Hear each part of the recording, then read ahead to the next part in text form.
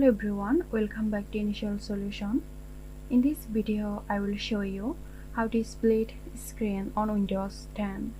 So let's begin the video.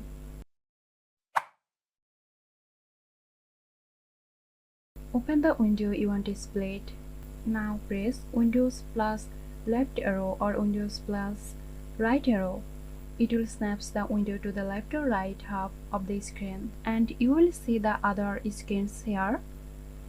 Click one to snap it to the other side.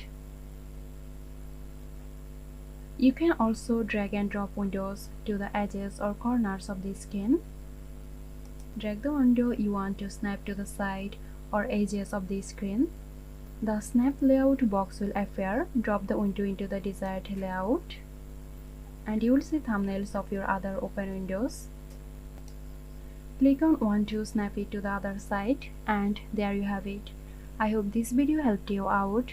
If you found this tutorial helpful, give us a like and subscribe to Initial Solution for more helpful tutorials.